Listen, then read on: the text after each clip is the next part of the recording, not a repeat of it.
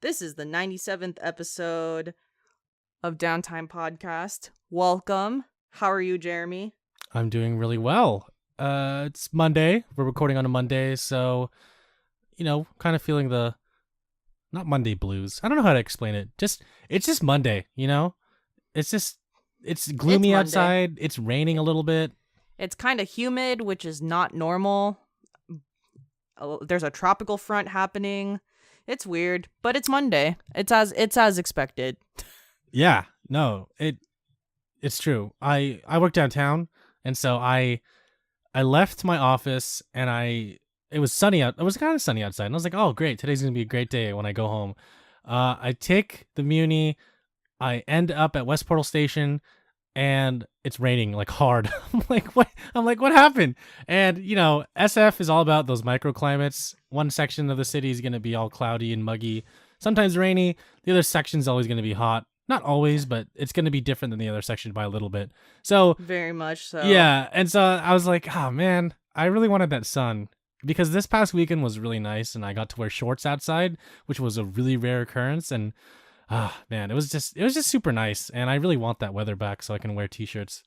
Soon enough. I'll allow this because April showers bring May flowers, is a saying. I don't mind rain right now, even though it's spring. I don't mind the rain as long as it keeps out in the summer. If it rains this much right now, then hopefully we won't have any wildfires for this year.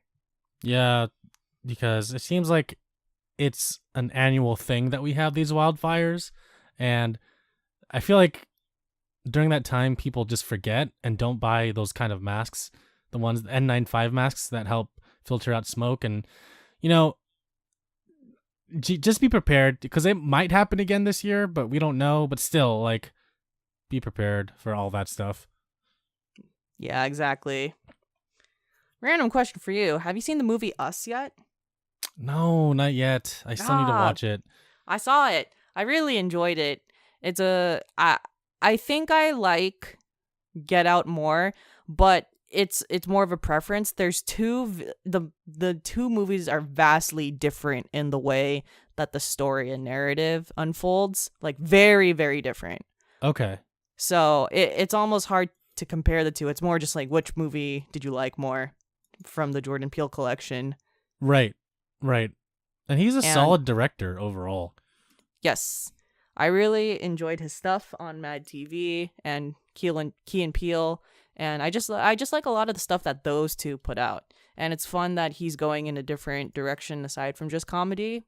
I really like the casting choice. I like the casting choices a lot for this movie. He chose Winston Duke and Lupita Nyong'o, and I don't know the names of the actor, the real names of the actor and actress of the kids, but they did a phenomenal job in this movie. Very fun overall, and it took place in Santa Cruz. Yeah, that was gonna say, like, it's kind of close to the Bay Area, which is awesome. I know they shot it on location too, right? I think so. It looked pretty accurate to the Boardwalk. My only question is there's one, it's the whole premise of the movie. There is one specific ride in the Boardwalk that is the focal point of the storyline, and I question whether that actually exists. I'm not sure. Ooh, which ride? I don't remember, but it is. Wait, it's kind of a spoiler. Nah, I'm not gonna say it. Okay. But yeah, I'm not gonna say it. But there's one attraction that is one of the biggest symbols of the movie, and I don't know if that's actually in the Boardwalk. Oh, okay. But I definitely suggest watching that movie. Had really good time. Nice. Okay. I still need to check it out. I'm probably gonna wait a little bit. I don't know. I'm just kind of busy. That's why. For sure. Life. Oh yeah. You know? Oh yeah. I feel it. When you get a haircut, do you make an appointment or do you just show up? Oh, I walk in. I just show up. Okay. I'm getting a haircut from a new stylist on Friday, and I made an appointment. and the haircut's $50, and I haven't paid this much for a haircut in a long time.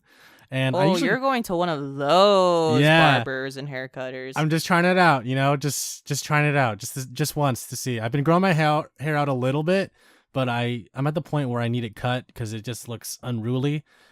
I It usually, should be fun. yeah, I mean, I usually go to a place around the corner that's like $11, and the people know me. They kind of know what I want, and I'm like, every time I walk in, I'm like, this is. They're like, do you want this? I'm like, yep, and they do it, and sometimes it's good, sometimes it's iffy, sometimes I don't like it a little bit, but I mean, they do a pretty Those are good the job. exact ones I go to. Yeah, I know. Like, it's different every time. Even though they say the exact same thing every time, it's different every time. And I'm like, there's too many variable. I mean, there's one variable, but it's just, I don't know why it's so different every time. And yeah, this time I just want to try something new. I mean, yes, it's $50, and for some people that's a lot of money. And I was talking to some coworkers today, and he asked me that same question, like, do you make an appointment when you get a haircut? And I was like, no, I just walk in. And he's like, and I told him, like, yeah, I'm trying a new place on Friday, and it's gonna be $50. And he goes, yeah, that's about a normal price for a haircut in the city. Like, like, I was still shocked that it was $50 because I'm so used to paying like $11 for my haircut. But he was like, yeah, I usually pay $50 for mine. I'm like, is this so normal in San Francisco? Like, it's so ridiculous. But, considering how many hair salons, barbershops there are in San Francisco, I guess that is a quote unquote normal price to get a haircut, like a really, really, really good haircut. So for me, this is setting the bar really high because I've never gotten a $50 haircut in the city. Back in my hometown, I got a $50 haircut from this really fancy place just to try it out because my friend recommended me. And I was like, okay, I'll try it out once, like how bad could it be? And it turned out to be really good. The haircut was really nice. Like, the service was awesome because they gave me a massage. They tilted my hair back. They, ran a faucet over my hair and put some really special shampoo that made my hair all tingly. And for this time, I'm like, I don't know what to expect, but I'm kind of expecting a similar thing as I had in my hometown. But we'll see. I mean, I really don't know how it's going to turn out. I really want to convey that there's a specific style of haircut that I want, but I don't know what that is yet, so I'm trying to figure that out before Friday. Well, you can definitely look up styles online. Oftentimes when I go to these salons, there's already magazines or pictures you can reference. But I don't know if it's like that for a male barbershop. And yeah, I'd say just go online, see what you want to try out.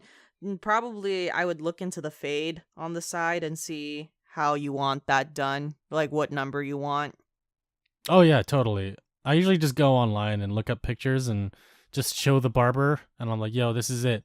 And back to your point about the books with all the haircuts in it, usually whenever I go to a place and I look at the books they have, like, they're all from like the 1990s and early 2000s, and I don't know why. Oh, that's like if you're going to an Asian salon. Yeah, all the time. Why? I mean, the ones around me are usually just Asian salons, and the woman I'm getting a haircut for for the first time on Friday is also Asian. So I'm just like, okay, I don't know what to expect. Is it gonna have a bunch of old books, or is it gonna have a bunch of new books? But either way, I'm gonna come in prepared with a picture that I will find online.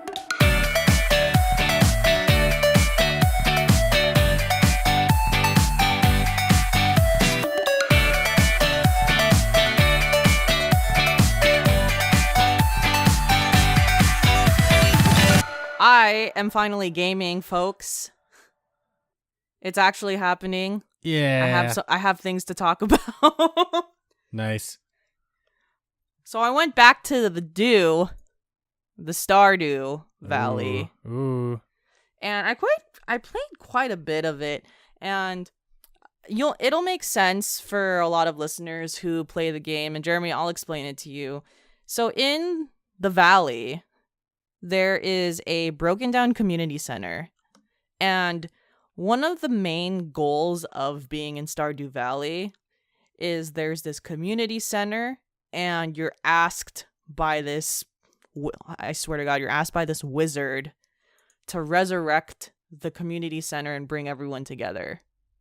Uh-huh. And there are two ways you can do it. The first track is that the community center has 5 different rooms, and or maybe 5 or 6 different rooms, and each room requires a collection of different crops and different merchandise that you make as a farmer or grow as a farmer, and you just have to bring the collected things to those rooms to activate, rebuilding the room. And then when you've collected everything, then you've completed the community center. Oh, interesting. So that's track number 1. And then track number 2 is gentrification. What?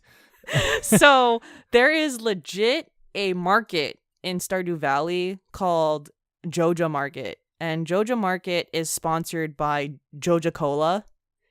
And what you can do is give them a certain amount of money to rebuild the community center. Oh, but I you see. sell out that way. I remember Joja Market and the big corporation in this small town. Okay.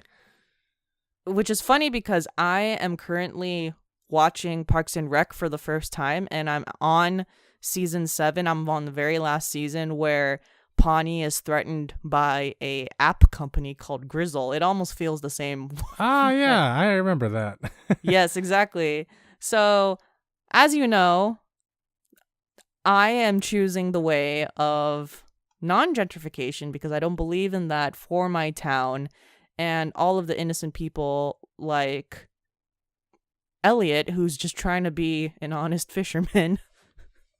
And and also one of the reasons why I chose to go this route is because Shane, a potential boyfriend of mine, works at Joja Market and I hate him now. So we're not going to go in that direction. I'm not supporting his career. Okay. That's fair. And also, come on, y'all. How are you going to play Stardew Valley and go towards gentrification? That's messed up. The whole point is that you're a farmer and you're trying to help out the town and build this community, and you build the community center with your soul. And are you going to sell out your soul to cola? Joja Cola? Yeah. I don't think so. Honestly, the whole point is you getting away from all that corporate bullshit. Exactly. Honestly, when I find out that people decided to have Joja Market and Joja Cola build the community center, it kills me on the inside. I'm disappointed. Yeah. Very disappointed. I feel it. No, it doesn't seem right. Exactly. So I just want to make a plea to anyone who has not played Stardew Valley yet, that when you build your farm and you come to that moment where you build the community center, you choose the hard route and you work for it and you don't sell out. Do it. Do it. And that is all I have to say about Stardew Valley right now. I'm actually only, I have to collect 6 more things and I've rebuilt the community center. I'm really excited. I'm going to post my community center when it's built, and it's going to be a fun time. Nice. I'm excited. I'm excited to see that. Exactly. And if you built your community center through Joja Cola, then I don't want to see it. We will delete that. We will delete it. There you go. On top of that, I played Mortal Kombat 11's beta. How it worked was if you pre-ordered the game, then you just got access to the beta. So I played it for a little bit, and it's a good game. I had a good time. There's not really much to say. It's a fighter, but it plays well, and that's all that really matters. The one thing I want to talk about, or the last game I want to talk about, is a game called Risk of Rain 2. Oh.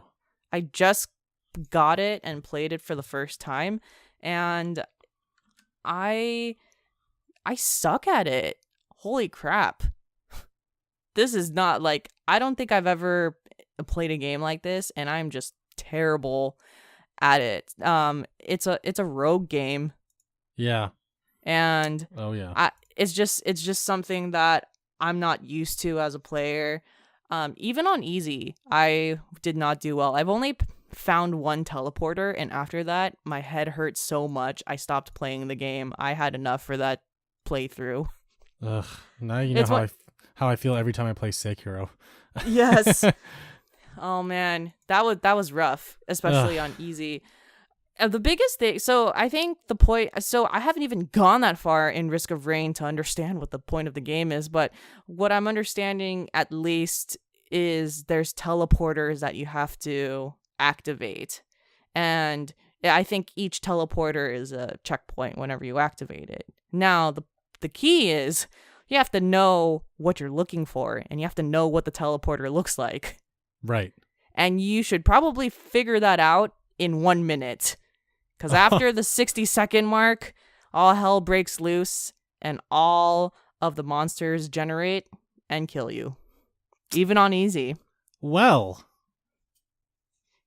True to a roguelike game. That sounds fun. Yeah. Man, that really hurt my head. I stopped playing it after I couldn't deal with it for that moment. Definitely, if you like roguelike games, there's an appeal to this. I like the color scheme a lot. I think this is still in early access, so it's not the complete game, but I did not have any issues playing it in terms of any frame rate issues or anything slowing down. It was fine for me, so there shouldn't really be any issues. I don't know what's going to be added after the game comes out and what will happen through development. Maybe more chances of like more attacks. I don't know. We'll see. I haven't even gone that far to know if I even unlock any attacks. But yeah, do you like roguelike games? Yeah, I don't play too many of them though. I don't think I own any. Yeah, this is like the first one that I think I've ever played knowingly that it's a roguelike game. You're like, I know what I'm getting into. Yeah, exactly. Like I knew what I was getting into. It's still hard, but I wanted to try something different. Well, I wanted to try something different that wasn't storyline related. Okay, that's fair. I mean, yeah, it's good to, how would I put this? It's good to diversify your palette. Definitely. Agreed. And I'm still trying to figure that out too for myself. Like, what new games do I want to play this year? One of my goals, as I mentioned before, was to play more games that are released in 2019. And so, there's games like Resident Evil 2 Remake that I am interested in, but I want to play something. You already played it though. The remake appeals to people who've never played Resident Evil before.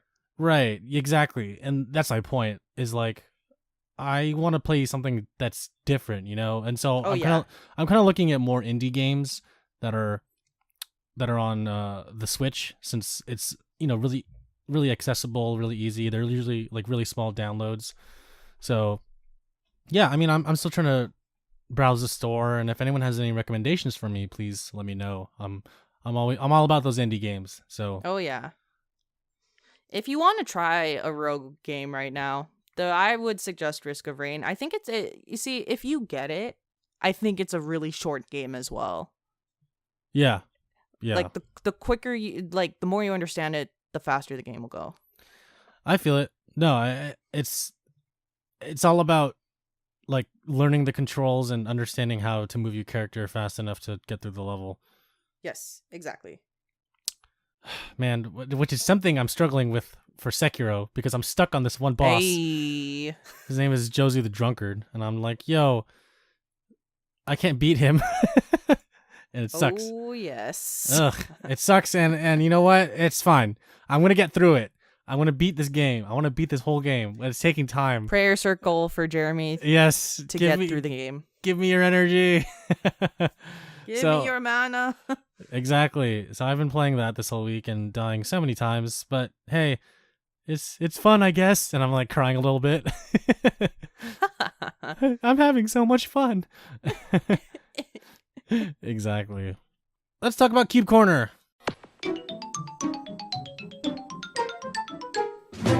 All right, today we're going to be talking about Mario Kart Double Dash. Yes, finally a Mario Kart game.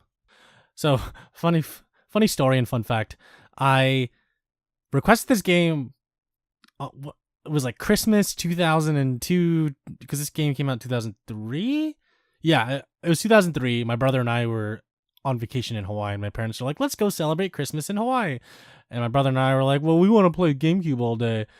And then my parents were like, "Well, what do you want for Christmas?" And we're like, "Well, we want Mario Kart." And they're like, "Okay." So, a few days go by and Christmas finally shows up and we're like, "Okay." And then they give us this package that's shaped like a game disc, not a game disc, game jewel case. And we're like, "Oh, what could it be?" We open it up and hey, it's Mario Kart Double Dash. But unfortunately, we didn't bring our GameCube to Hawaii. So we just sat there looking at the manual because there's nothing else we could do. So for a lot of people, Mario Kart Double Dash is actually the best Mario Kart game.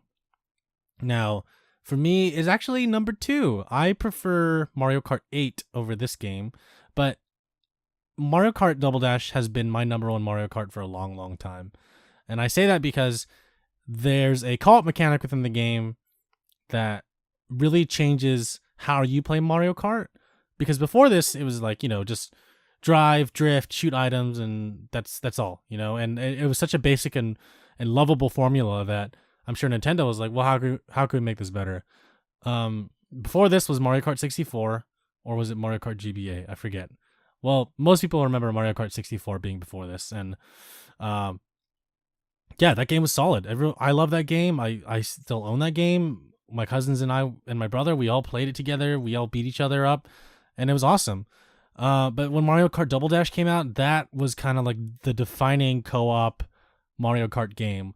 My brother and I, we always played it together. We played the whole thing together. We got the gold cart, we got everything, and it was awesome. It was like a really good bonding experience that I had with my brother. Like he would always do the items and like bash people left and right, and I would always be the driver drifting, and he would help me boost whenever I would drift, and it was good. We were a good team, and I would say that I would argue that we are drift compatible in Pacific Rim terms, which is true because like there came a point where I would be like, okay, do this, and he would do it, but then after a while I wouldn't say anything. I would just drift, and then he would just flick the stick left and right really fast, and then the sparks would light up red, blue, and then we would boost. And if there's someone next to us, he would bash him and steal their item, or just like bash him out of the way, push him off a cliff. So yeah, we had a really good chemistry when we were playing that game. Kind of backtracking a bit for those that don't know what Mario Kart Double Dash is. It's a racing kart racer. Basically, different characters from Nintendo's Mario series are lined up. Everyone goes into individual carts, either customized or not or normal. I think this is the first game that had like customizable carts where you could like choose like different kinds of carts that had different speeds, weight classes. Weight classes was introduced in this game, so like heavy characters like Bowser versus medium characters like Luigi versus smaller characters like Baby Mario. They all have their advantages. I think the smaller characters were easier to drift with, and you can get a boost faster. For me and for my brother, we always preferred medium characters / small characters. I remember I think I was Yoshi and he was Baby Mario, so we can get that chain chomp special move. And we would always pick like the princess cart. I don't know why we did. I think it was like one of the most balanced ones. But yeah, it's a Mario Kart game with a co-op aspect where there's 2 people in one cart. One's the driver, one's kind of like the quote-unquote shooter, I guess, like item thrower. And a lot of people to this day are clamoring for a sequel to this game. It is, I think, one of the most successful Mario Kart games out there. Definitely one that's referenced a lot, including levels. There's levels that transition over from every Mario Kart stage onto the new games. I guess at one point they were just called like the retro tracks. But now in Mario Kart 8, all the tracks from previous games are all remade into the Mario Kart 8 engine, which is super nice because there's like Yoshi's Island, or Yoshi's Circuit, I forget. Yoshi's Circuit is from the GameCube version is remade onto the Mario Kart 8 engine, and it looks beautiful. The only thing that's missing is the 2 players on one cart mechanic that I super miss. I mean, it'd be awesome if there was the next Mario Kart game had like a double dash mode. You know, like there's a regular Grand Prix, but also like the Mario Kart Double Dash version of that Grand Prix where you could have two people on one cart. I'm really looking forward to when the next Double Dash will come out because I super miss it. I really want my brother and I to play it again together. And yeah, I think this is one of the most influential Mario Kart games overall. Definitely one that I have never had any experience with, especially when you play 2-player and you're both on the same car. And just because I can't think of any other game that's like that. Can you? No, definitely yeah, not. I can't think of any racing game that employs that sort of feature. It was just so fun, you know, like going to different parties and being like, yo, let's wreck these people and play it. It was so cool. You can play the game with everyone having two people on one cart. So you can play the game either with two people on one cart or like two players on one cart, or you can play the game where everyone has to pick two characters for their single cart and you do all the actions yourself. Like the co-op mode is kind of like, oh, the back player controls the items and the drift, like the drift boosters, while the driver controls the driving and drifting. So I think that the co-op mode gave both players something to do, whereas if you play individually, you are responsible for everything. And so there's a kind of like more on what you think about. There's more stuff you have to do when you're both the driver and the shooter, whereas opposed to Mario Kart 8, where you're just drifting and shooting items and that's it. Like, it's so simple. And that's why I think it's my favorite one right now, because it's easy to get into. Everyone can play it. Anyone can win. Whereas Double Dash, I feel it's a little bit more nuanced, where you have to understand that every character has their perks. Again, the weight classes play a huge role in this game, and it was the first game that introduced them. So, of course, Nintendo was kind of like experimenting with them. And so it really depends on your playstyle, and I really think that it's a game that definitely takes a lot of practice, but it can be a lot of fun once you master it. And I will say on a final note that this was one of the only Nintendo games, I think the only Mario Kart game where you can have up to 8 GameCube consoles connected together for 16-player multiplayer. Oh, that's a lot of chaining right there. Yeah. And there are people that have done it. If you go on the GameCube subreddit, which I go on a lot, there are a few people who have linked together like a bunch of GameCubes and just had like their Mario Kart Double Dash setup. Now, it can be expensive because 1, you have to buy all the GameCubes. 2, you have to buy copies of Mario Kart Double Dash, which are actually kind of expensive right now. They're like in the $40 range. 3, you have to buy a bunch of controllers. 4, you have to buy the LAN cables, which again are kind of expensive because these are the LAN cables that are specifically built for the GameCube system. And you know, those aren't easy to come by. And 5, the reason why I'm talking about Cube Corner in general is because I bought an HDMI cable or cable adapter that goes into the back of my GameCube that connects to an HD TV. So you need a bunch of TVs, a bunch of HDMI converters, HDMI cables, and all the other stuff I just mentioned. So it could be pretty expensive. And I remember someone on the Reddit thread that he posted, he mentioned that he paid around $5,000 for everything. Oh, wow. Yeah, and I was like, okay, like it's such a cool idea. $5,000. Right? It in theory, it's such a cool idea. Like if I had the space and the money to do it, totally, I'm all in. I will fucking invite 16 people and be like, yo, we're gonna play Mario Kart Double Dash and no one's gonna complain. And it's gonna be a fun night. And we're all gonna drink and get drunk, but you guys have to bring your liquor because I spent $5,000 to set this up. But you know, I only got like one TV, so I gotta deal with, you know, just one GameCube. Again, Mario Kart Double Dash is probably one of the best Mario Kart games in existence. It's definitely my number 2, and it was my number 1 for a long time. So if you haven't played it yet, definitely play it, but I recommend playing it co-op. There's definitely a better experience when you play it together with someone. Play with someone that you trust. It is fun with someone that you kind of don't know, but I mean, play it with someone. If you want to win, let's put it this way. If you want to win, play it with someone that you know you are drift compatible with. So we don't have too much news going on right now. So one thing that actually happened last week, but we didn't mention it last week because just there was so much freaking information. Judgment is not delayed. which is a Yes. great thing. Yes. It's going to happen on time. And in fact, I think the American version that's going to happen on launch is going to be the original version as well. Oh, that's going to be so cool. Yeah, it's not even going to be so what they said was they're going to work on a patch for an eventual replacement. But in theory, you don't have to download the patch. Yeah. Don't download that day one update. Yeah, really though. If you finish the game before that patch, are you gonna, what difference does it make? Yeah. But yet you also have to be careful because sometimes your PS4 will automatically download that patch.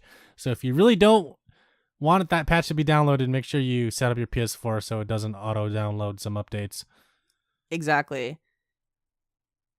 And yeah, it's great news. It's great news that it's actually coming out on time because I was pretty pessimistic, but it's awesome. Like, this is exactly what I wanted. I didn't want a delay. Yeah. No, we predicted that they wouldn't have a delay. We predicted two things, Alyssa. We predicted that they either wouldn't have a delay or that they would replace him entirely and it would be delayed. Yes. But we kind of got a little bit of both. They would replace him entirely and it'll still be shipped on time for the West.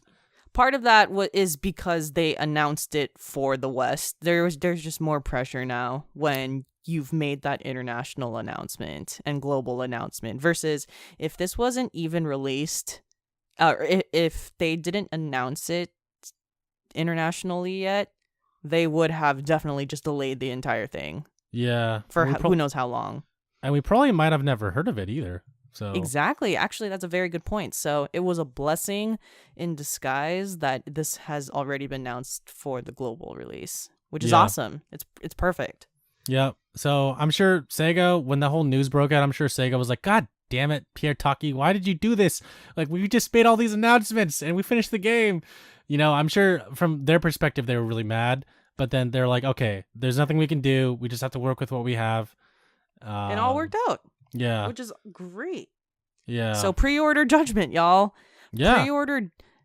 So what people may not know, pre-order Judgment. And if you pre-order Judgment, you will get the game, I think, 3 days earlier. On digital. On digital. Yeah. So if you're going to get the digital copy, pre-order right now because you will get it earlier. I think I'm going to stick with my physical version, though. I like actually seeing the disc, but then I might go back on it. So we'll see. Because I like that reversible cover art. That was cool. Would you keep the Japanese one or the the Western one? Wait, what do you mean? The reversible cover. One of them is the Japanese version and the other one's the global release. Okay, here's my thoughts. Although Pierre Taki did all that stuff and he's really bad, I still want to see his character in the game. So a part of me is like, let's reverse it to the Japanese cover art. Not really in solidarity, but to be more like, yo, just keep him in there. Like it's you're just creating extra work for yourselves. Pretty much. So it's more like, yo, just keep him in there. Like I don't care about him as a person, but his character seemed like he was really important. So I want to keep him in there, and so my reasoning for reversing the cover art is to be like, yo, just keep him in there. Exactly. So yeah, I prefer the Japanese cover art. Okay. I think I'm not sure. I'm not sure yet. They both look nice. Yeah. Cool. The other piece of gaming news is, as you know, Borderlands got announced, and it just got announced a few days ago that when the PC version comes out, it's going to only be on the Epic Games Store, and this is going to be an exclusive for 6 months, and then it's going to be released to other PC platforms. So it doesn't affect anyone buying it on PS4 or Xbox, but if you are getting it on PC, then you can only get it from the Epic Games launcher for the first 6 months. Which, if it comes out in October, then April 2020 is when it would be available elsewhere. Yeah, I'm not about that right now. I just want it all to be on Steam. I'm the kind of person that's like, just put everything available on one thing because it's just easier, more convenient. Even though I am a person that owns multiple games on different systems, such as GameCube, PC, PS4, like those are the ones I play the most. But still, I'm like, I understand what Epic is doing, but in comparison to Steam as a platform, I don't know, like they're just not up there, It's one of those things where they definitely have a right to do it. In fact, you could argue that Steam is a monopoly, so there is right to free market in having Epic Games and any other sort of launcher like Origin available, and having an exclusive to that. And just as PlayStation has their own exclusives, and just as Xbox have their own exclusives as well, and Epic Games is obviously the less popular launcher. Steam's been established for how many years, and they definitely need the traction. And hey, what better reason than to have this sequel of a classic come out exclusively to your platform? There's nothing wrong with what's going on in this market, but I do understand the sentiment that it's like, if you're satisfied with Netflix, are you really going to get Hulu for one game if it's going to come out later, eventually in about 6 months to a year on Netflix? Like, then I would just wait for the TV show and not pay additional money, or get a new sort of platform or launcher. So it makes sense that you may not necessarily just create an Epic Games account just to get this game. Yeah, no, it's true. I mean, going back to Steam's history, when Steam first came out in like 2004 or whatever it was, 2000 something, people were against it. People hated it. They're like, why do I have to buy Counter-Strike digitally? Why can't I buy a physical disc? And at the time you could, but then Steam was really pushing hard, or Valve was really pushing hard for Steam, because they're like, this is going to be the future. We can just make updates constantly. We don't have to send you another disc, And people hated Steam. There were so many. You can find comments on threads and forums of back then where people are like, we don't want this. Like, we're gonna boycott it. But now everyone loves Steam. Everyone wants their game on Steam. Although Steam does take out a big chunk of the revenue when you sell a game on Steam. People hated Origin when it first came out. People are hating right now on. I still hate Origin. Well, I mean, I do too. But then, like, there are some games that I couldn't buy without having Origin. So, like, Star Wars Battlefront. Like, I can only buy Star Wars Battlefront on Origin. Whereas opposed to, like, Mass Effect. You can buy Mass Effect 1 on Steam or on Origin. That's because of, like, some licensing deals that happened in the past before EA had Origin as a platform. But now, Mass Effect, Dead Space, like, you can only buy these on Origin, and it sucks. Like, at the time, gamers are like, why do I have to buy another platform on top of Steam? Like, everyone loves Steam, and then people started hating Origin. And if you want to play Battlefield, you have to get Origin. You can't use anything else. And Apex Legends, it's on Origin. So people were like, okay, we hate Origin, but we'll tolerate it because it has games that we want to play. And at the end of the day, it all became about the software, where, even though people hated Steam in the beginning, they loved it. When Origin came out, people hated it. They still hate it, and they love Steam still, and that makes a lot of sense, because EA as a company, they could be EA, and now everyone's hating on the Epic Games launcher, and with every right. The only thing that they have is like chat and buying games and buying exclusive deals that they're buying with all that Fortnite money, which makes sense. I mean, hey, you want people to go to your platform, you're going to put what's hot right now onto your platform. So yeah. They are going to steer a large market towards their player base and user base for the system. But I feel like a lot of people are like myself are still going to wait for Borderlands 3 to be released on Steam. I also think the key is that they've already established it's not an Epic Games exclusive forever. 6 months isn't that long either No, a wait. no. 6 months passes by really fast.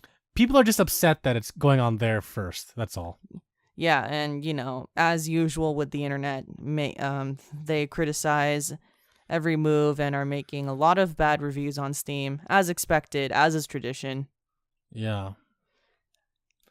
Oh well. Yeah, I mean, it's just kind of funny that it's like you're consoleizing the PC now, where in terms of the TV, you have Nintendo, Atari, Sega, PlayStation, Xbox, and then you have this PC, and now you're consoleizing it with all these different launchers. Yeah. Event and which I like the I hate making new accounts. Making new accounts suck. That's why I like doing as minimal things as possible. I don't think Epic Games is doing anything wrong though, but I do as a person acknowledge that I don't want to make that many accounts. Yeah, I agree. Like there comes a point when you're just like, I'm not going to buy this game if it requires me to make a new account. Yeah. I have one more thing I want to talk about from my end. Okay. GameStop posted a $673 million year loss from last year. $673 million. So, holy crap. So they're not doing well, is what I'm trying to say. Oh, yeah. Whatever this means for this year, I don't know if they're going to start closing some stores. I don't know what's going to happen. But, their used game sales just aren't doing well anymore. And it's a shame because GameStop became the only place where you can buy used games in like a mall. There's the GameStop stores are so widely available that like it's kind of hard to go to a place in a big city and not find a GameStop. Yes, there are those like small mom and pop shops around the city, but for San Francisco, those don't exist at all. There's no, as I mentioned before, talking about GameCube games, there's no small retro game stores in San Francisco. Like Amoeba Music, but I don't really count that as a retro game store. Like there's no store dedicated to just retro video games. There's 2 GameStops in San Francisco, but that's it. After that, it's like, where else do you go to buy video games? Amazon? So it's really sad to see GameStop go down this path. I mean, to be honest, they kind of have been going downhill ever since 2000. So between that time, they bought ThinkGeek. That's a little too early. What's that?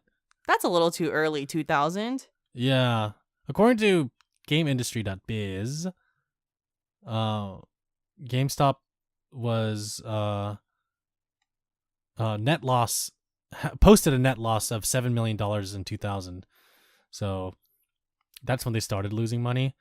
And maybe some people in the United States remember this, or maybe they don't. They bought Babbage's and Suffer, etc. And those were I think those were independent stores at the time. But yeah, so GameStop bought those, and then all those stores just became GameStop. And for me, GameStop has a really fond memory of going in there and buying like Dreamcast games, N64 games, GameCube games, PS2 games. And, they haven't really changed much, but if you go to a GameStop now, you're going to see a bunch of toys everywhere and like plushies and t-shirts. It's because GameStop bought ThinkGeek back in like 2015, and they're trying to sell toys and like gamer gear, quote unquote, on top of all these video games. So that's why if you go into a GameStop, you see kind of more toys than you do see video games. But yeah, it's just sad. I wonder if they're going to ever come out with a digital based system. It almost seems like they should have, or if they are going to come out with one. I'm kind of surprised that it's not out, or I'm kind of surprised it doesn't exist. Yeah, it seems like GameStop isn't doing anything new, and they think that staying the way they are is going to keep their business going. But year after year, they're losing so much money, and what the hell? I mean, like, come on, guys! Like, can't you see that people don't want this all the time. There's definitely markets where GameStop can still exist and coexist with digital gaming. Heck, I'd argue like there's plenty of people in the Bay Area that will still buy a physical copy of the game or pre-order a physical copy of the game and pick it up at GameStop. And it's just a matter of how many stores you have, of course. That's the biggest issue. And pricing. Yeah, I pre-ordered Judgment at a GameStop. So, I'm one of those people that pre-ordered a physical copy. And so that ends our news section, and we'll go on to questions. If you have a question, you can email us at contact@downtime.live. You can go to www.downtime.live, and we have contact information on the site, as well as on the sidebar. There's a link to our Discord, which you can join and ask us questions there directly. And on any of our podcast platforms, so YouTube, Podbean, anything, Stitcher, you can post a comment on there and we'll gain access to it and we can read that as well.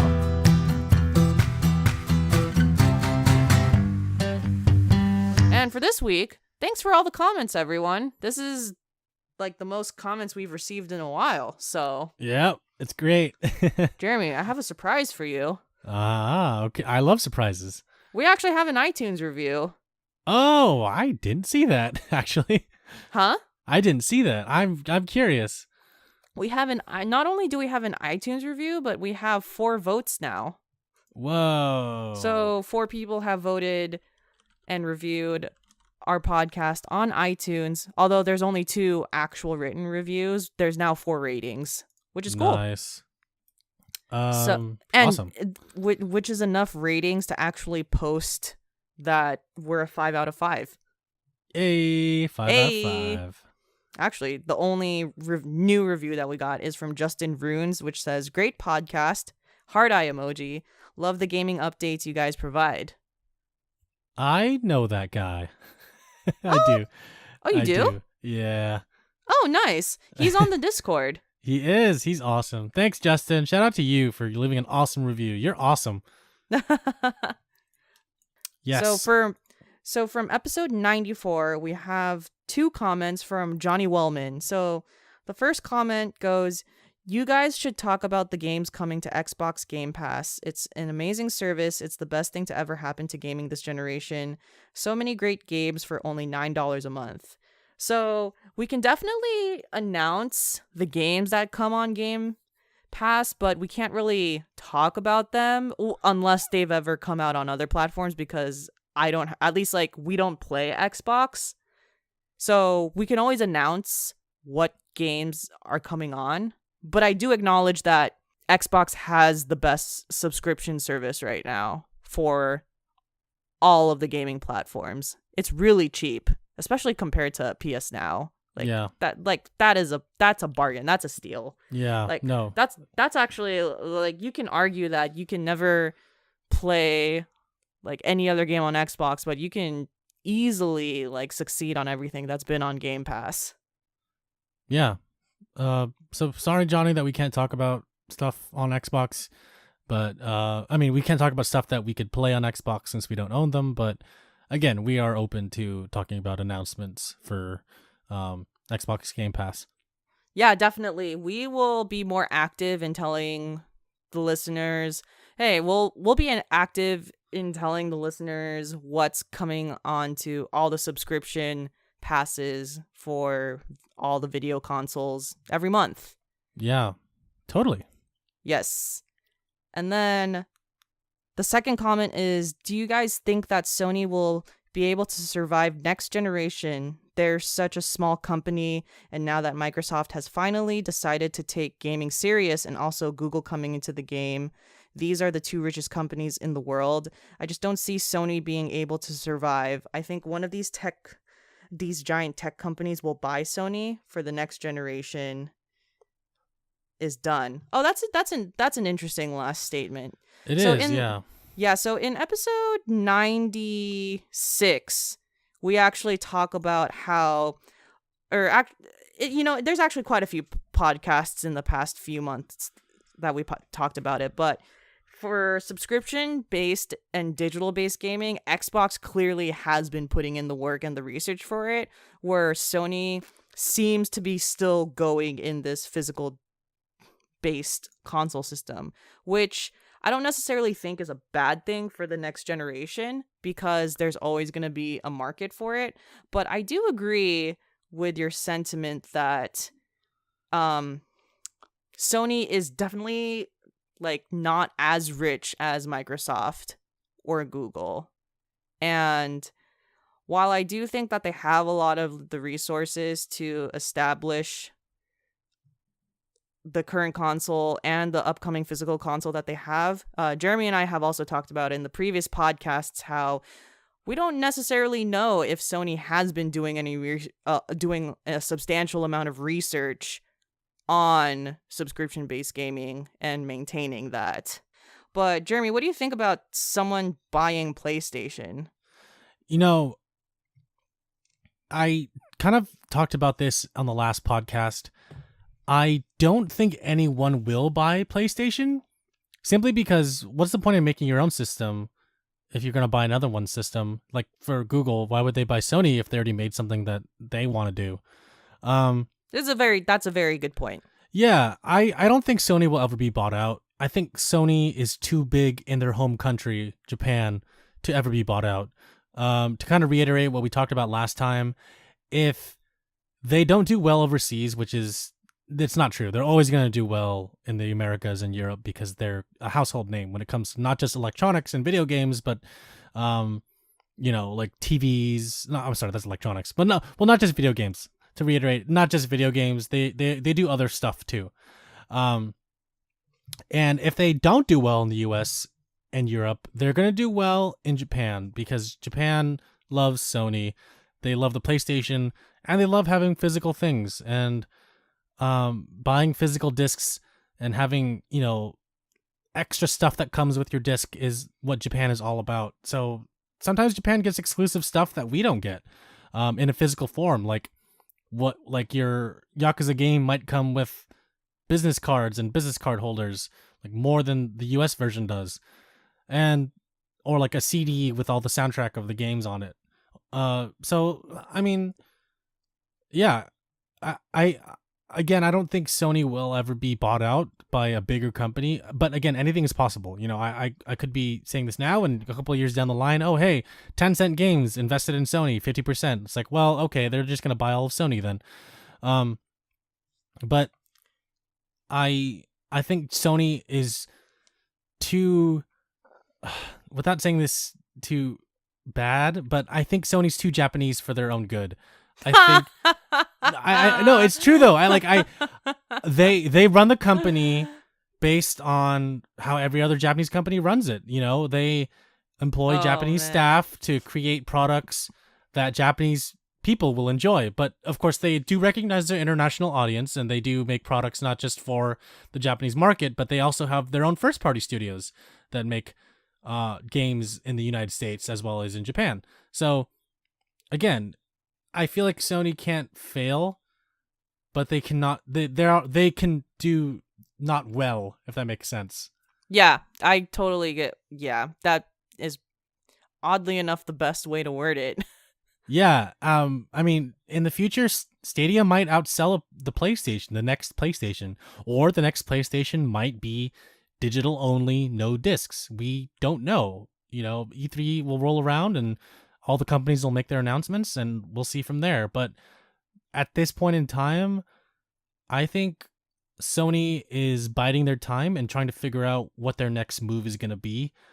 And from this past year and this past generation, Sony is the clear winner when it comes to video games and video game consoles. Sony just had a lot of the exclusives. They had a lot of different innovations for their console that other companies were trying to catch up with. And yeah, Sony was just number one for this whole generation. Just to add a few points, there was CES at the beginning of this year, and if you remember what the keynote of PlayStation was, the keynote of Sony. So what Sony talked about as a corporation is they talked about entertainment, and they talked about how good our entertainment is. It was actually one of the weirdest presses that they've had in a while, because they didn't really talk about anything else except Spider-Man did a really good job, and we're selling all of these PlayStations. Now, there was a lot of, you could argue that there was a lot of hubris to that speech at the beginning in January, and it was definitely interesting that Sony just flat out said they're gonna focus on entertainment a lot. Now, what that means for PlayStation, I'm not exactly sure what they're working on, because the thing is that working on entertainment could mean that you're working on the games and you're working on the storylines of those games as well, because that also encompasses like Sony pictures and Sony music and everything. But that doesn't necessarily mean that they're doing research on the hardware or they're improving the hardware as we know it. And on top of that, as you know, Sony has had issues with crossplay in just their terms and just how bratty they are about implementing it for a lot of games that work through with PC or Nintendo or Xbox. There's a lot of pride when it comes to PlayStation, and that may be their downfall. I'm going to go out on a limb here. If it's any company that's going to buy Sony, it would probably be Disney. And my reasoning for that is because they already have a good relationship with the Kingdom Hearts development staff. I know that's Square and Disney, but PS3 was a big platform for them. Not PS3, sorry. PlayStation is a big platform for Kingdom Hearts fans in general, because the first two came out on PlayStation. But also Spider-Man, because Sony Pictures Entertainment owns the Spider-Man license and all the characters. And even though they kind of quote-unquote licensed the character to Disney for the MCU, I could see Disney buying Sony. Maybe not just the entertainment industry, the movie part of it, but also maybe the video game arm of it, so that they can have a video game studio under their belt. But again, this is all theoretical. I don't think Sony will ever be bought out anytime soon. But if it is a company that's going to buy them, it might be Disney. But I don't know. I'm just talking out of my ass. If anything, what should have happened in the past is when the Sega consoles dissolved, PlayStation absorbed Sega. There's a lot of things that should have happened in terms of mergers that have never happened. Actually, it was Xbox that had a deal with Sega when the Dreamcast died. So people thought that Microsoft was going to buy Sega, because Sega struck a deal with Microsoft where they were going to release a bunch of exclusives onto their platform, such as Crazy Taxi is one of them.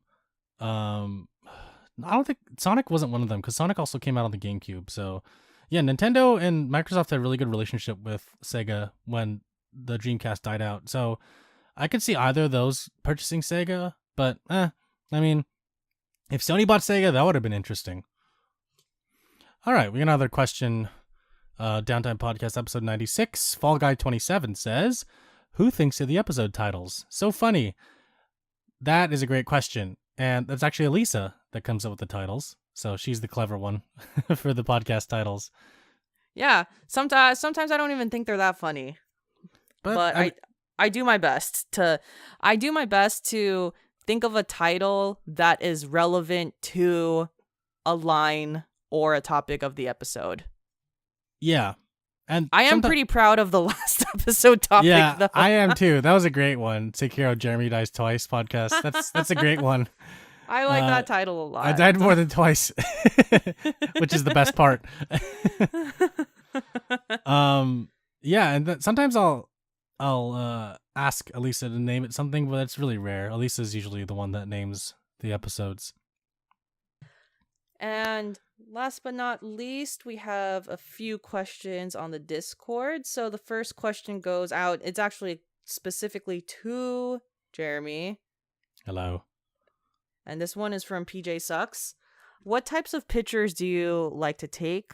Are you mostly a portrait person, or you like to diversify the subject? What makes a perfect picture. Perfect, by the way, is in capital letters. Ugh, so much pressure.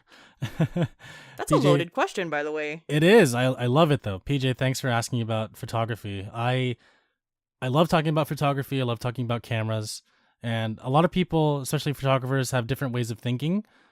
So I mean, I can get into that later, but for the sake of this argument, we'll talk about your questions.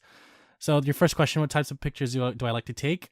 And leading into the second one, do I mostly do portraits or do I diversify? I actually prefer portraits.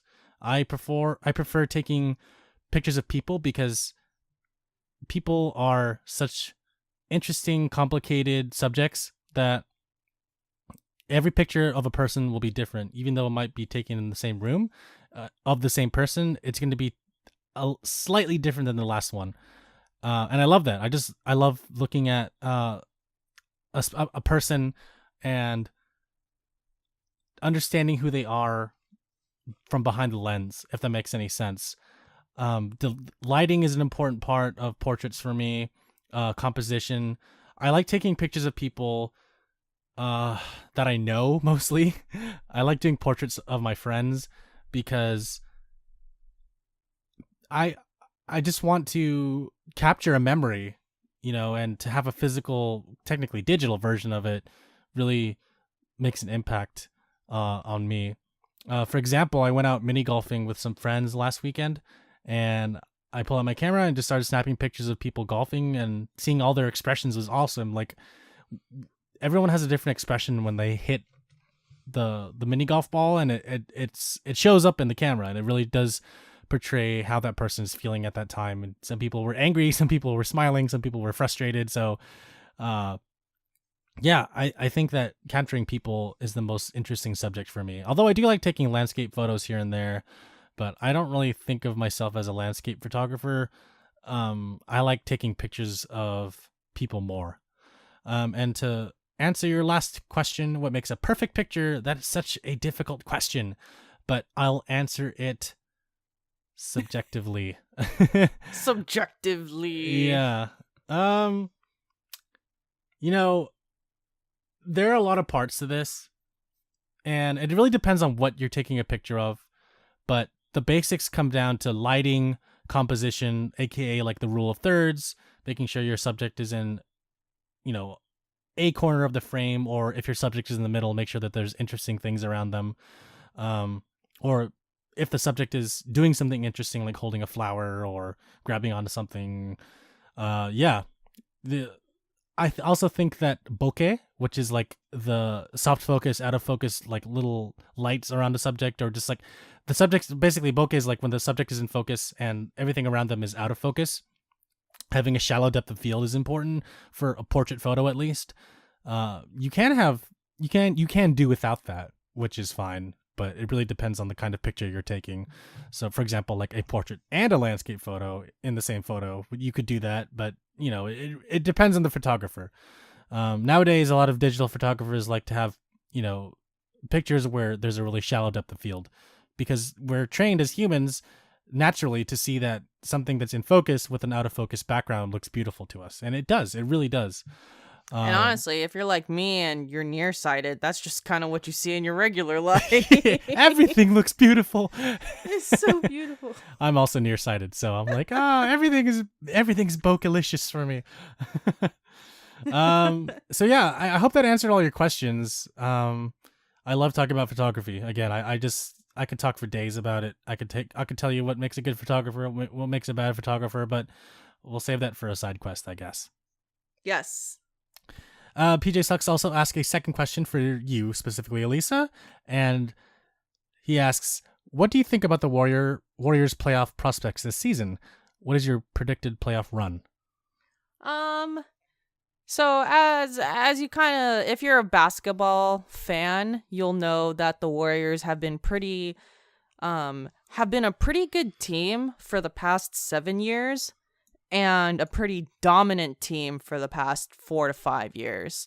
Now, what that means for the playoffs, it's before we go into that, I just wanted to say that as of today, the Warriors have clinched the number 1 seed in the West. And I think most likely we're going to be playing the Clippers in the very first round. Yep. Now, looking at this kind of playoff seeding right now in this playoff tournament, the Warriors will always do well, but one of the biggest issues this year is that the East got a lot of really good players, and the East is very tough now. And two of these teams, the Milwaukee Bucks and the Toronto Raptors, the Warriors had a lot of issues in the regular season. The Toronto Raptors picked up Kawhi Leonard, and Kawhi Leonard has always been Warriors' kryptonite. So when Kawhi was with the Spurs, oh my God, they were the toughest games because Kawhi is a very good defensive. Kawhi's one of the best well-rounded players of the NBA right now. He's probably in the running for MVP alongside Giannis, who is part of the Milwaukee Bucks, the second team I'm going to talk about. So Kawhi has always given the Warriors trouble, and the Warriors have never won a game in a blowout against Kawhi. So whenever we've won games against the Spurs, they've always been very close games. Mm-hmm. And just in general, the matchup against Kawhi will always be difficult. And I don't know why. Kawhi is just that good. So he just does a very good job. And he's like a secret assassin. Before you know it, you're dead. But he's not a flashy player in any way. Now, two, there's the Milwaukee Bucks. And the Milwaukee Bucks have arguably one of the biggest centers in the NBA right now, Giannis Antetokounmpo. And he is also just a wonderful, great player to watch. And he's given a lot of trouble to the Warriors in the regular season. I anticipate that if the Warriors make it to the finals, it's going to be one of these two teams that they're going to go against. And if it's going to be against one of these two teams, it's going to be really rough. Of course, I believe in the Warriors, but you can expect that to go to 6 to 7 games. I don't anticipate a blowout of any kind at all against these two teams.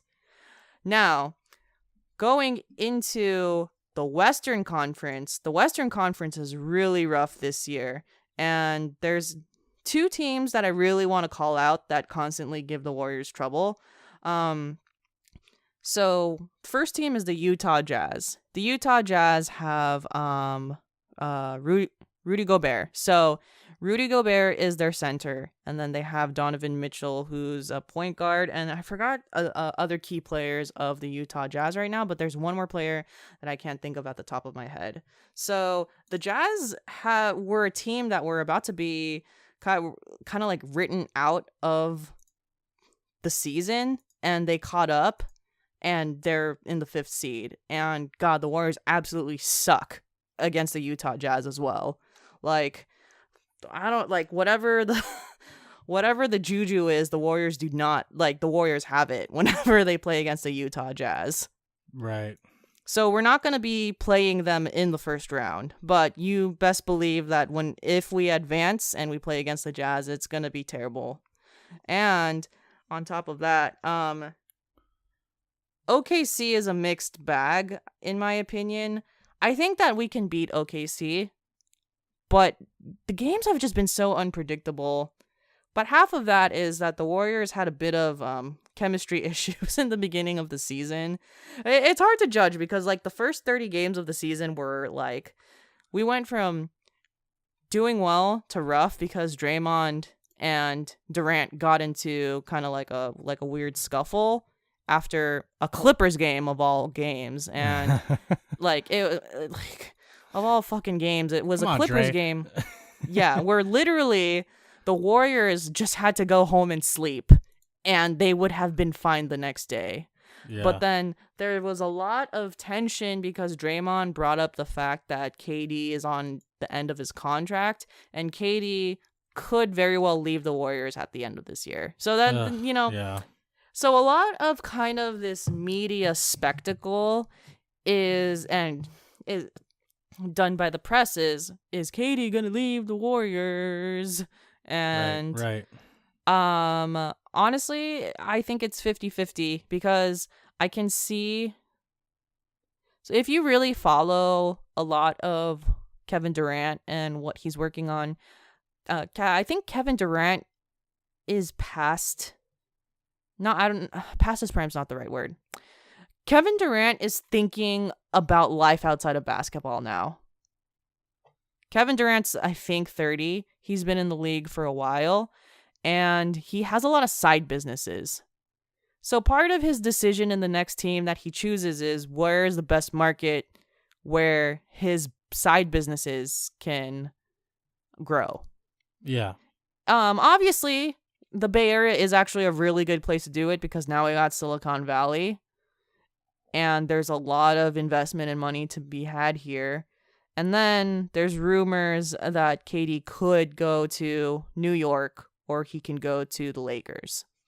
One of the biggest pluses to if he went to New York is I don't think that the Knicks have a star player at this point. So he could be the star player if he goes to that team. Right. So there's a lot of things with, and I don't want to go into it because I can talk for a whole entire hour about the Warriors. But just, I think we're going to be totally fine in the playoffs. Obviously, I'm always a fan who's on the more optimistic side, but I think we got this. And there's a lot of momentum and a lot of things that I believe in because this is the last season where the Warriors are going to be in Oracle Arena. And I just think as a team, as the culture of being in Oakland, I think we just want to go out with a bang. And I think that stuff is more important than where's KD going to go next year. Yeah, who knows? Maybe the Chase Center might not do it for them. What if they just keep losing, Because I bad mojo. You like sports is such a luck.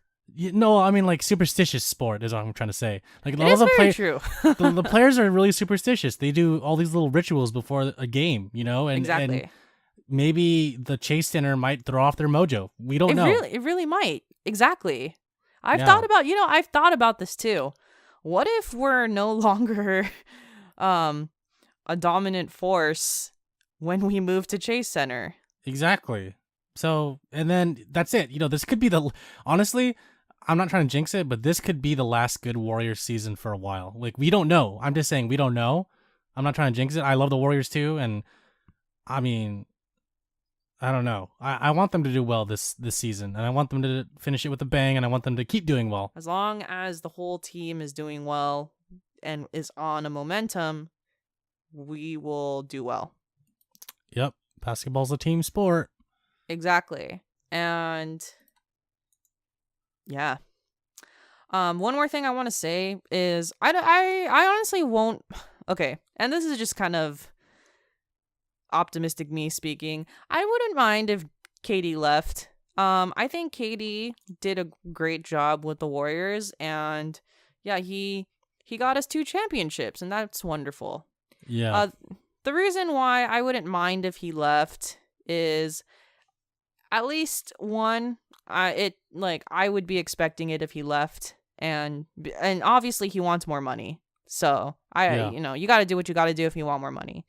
And then 2, I firmly believe that in 2015 we won a championship without Kevin Durant, and if he leaves, it's not the end of the world. Yeah, totally. And that about ends my rant about the Warriors. Did I even answer the question? What? Yes. What is okay? Yes, prospects you did. This season. What is your predicted playoff run? Okay, that I can answer very quickly. I think we're gonna make it to the finals. I don't know if we're I want to think we're gonna win. I don't know if we're gonna win, but I do think we're going to make it all the way to the end. You heard it here first. Yep. Cool. Thanks, Alyssa. Thanks, Johnny, Fall Guy, PJ, and Justin for your questions and comments. Please keep them coming. If you would like to send us a question or comment, please go to www.downtime.live. Click on the contact button. You can send us a question, comment that way. You can also email us the old-fashioned way at contact@downtime.live. Again, that's contact@downtime.live. You can also leave us a review on iTunes, as Justin Rooms did. Justin, shout out to you again. Thanks so much. Give us a review. Leave us some 5 stars. We love those 5 stars. Leave us a comment on YouTube, Stitcher, Podbean. We'll read it on the podcast. Join our Discord. Go to www.downtime.live. Click on the word community in the bottom left-hand corner. That'll take you to an auto-invite link to join our Discord community, where we talk about video games, anime, Terrace House, everything in between. You can hear our comments live. Not here. Well, you can read our comments live, where we talk about random stuff and get to know you guys better. It's weird to call you guys fans, so I'll say listeners, because we're just regular people. We're not really famous or anything. We just have this little podcast that we like to express our thoughts and feelings on, and it's Definitely. really great. It's really great to have an audience like you guys. So thank you. And that's about it. So stay tuned for this episode of Side Quest coming up. We got all of your relationship questions, and holy crap, this is we got so many relationship questions. It's gonna be so fun. There's still time to send in them. So by Thursday at 9 p.m. Pacific Standard Time, we will start recording the podcast. So please send your questions by Thursday. I don't know. When is this coming out? When is this podcast coming out? This podcast will come out maybe Tuesday night or Wednesday morning. Okay, perfect. Then we're recording this on Monday, so by Thursday of this week, you should send in your questions by then. And if you're listening to this from the future, well, listen to Side Quest and see what happens. Yep. Oh my God. All right. Everyone, thank you for listening to this 97th episode of Downtime Podcast. Have a good night. Peace.